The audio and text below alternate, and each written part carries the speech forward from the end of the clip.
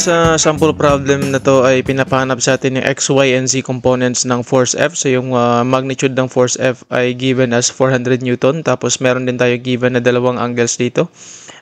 Beta and then we have gamma. And then unknown si angle alpha which is referred from the x-axis. So from y-axis meron tayong beta and then from z-axis naman meron tayong gamma. Okay? So para makuha natin si alpha, unahin muna natin siya, no? So, meron tayong identity ng direction cosines. So, susulat natin yung equation ng identity property na yun. We have cosine squared of alpha plus cosine squared of beta plus cosine squared of gamma equals 1. Provided na yung tatlong angles na yan, alpha, beta, and gamma are the direction cosines ng force natin from the x, y, and z na axis. So, meron tayong given dito na beta and gamma. So, we have cosine squared of alpha plus cosine squared of 60 plus cosine squared of 45.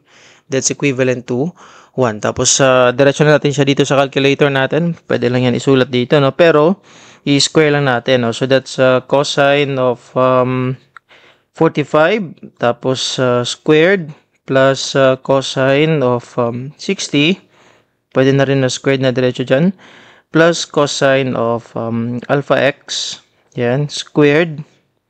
Tapos, alpha equals 1. Meron tayong shift solve. We have x equals 60. Tapos, meron tayong x equals 120 degrees. Tapos, mapapansin natin dito sa figure natin.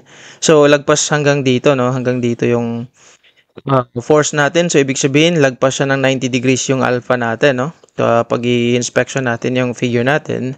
So, therefore, yung pipiliin natin na x dito is si 120 degrees. Ito yung value ngayon ng x natin. Tapos yun, para makuha natin yung x, y, and z components ng force natin. So, gagamitin lang natin yung direction cosines niya. So, para makuha natin si fx, gagawin natin is that you have cosine. Cosine lang siya ng alpha, no? Kasi sa x naman siya, no? So, we have f cosine of alpha. Tapos, para makuha natin si fy, we have f cosine naman siya ng beta, which is referred from the y-axis.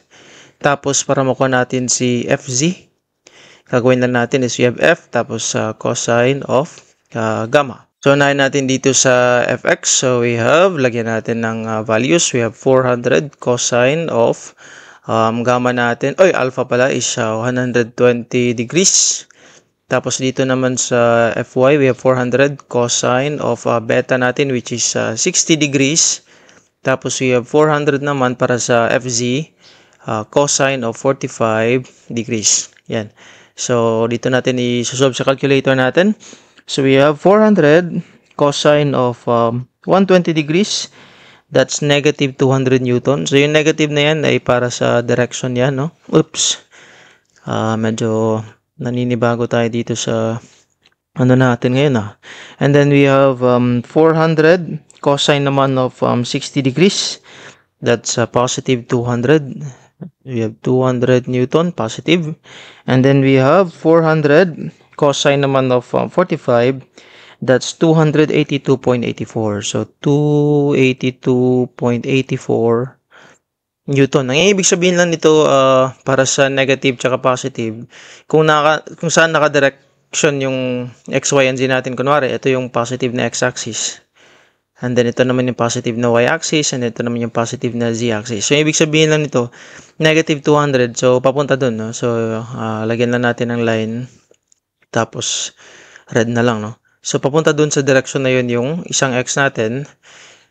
Kasi negative 200 siya. So, ito yung positive na x, yung nandito na value, no? Hindi naman, yung dito yung direction na to, no? And then, ito naman yung positive na y, positive na z. So, positive yung y natin, tsaka positive din yung z. So, ito na yun yung final na components ng force F natin, x, y, and z. So, yun yun, no? Para sa sample problem na to. And yun, thank you again for watching. See you sa mga next na mga sample problems natin. Thank you.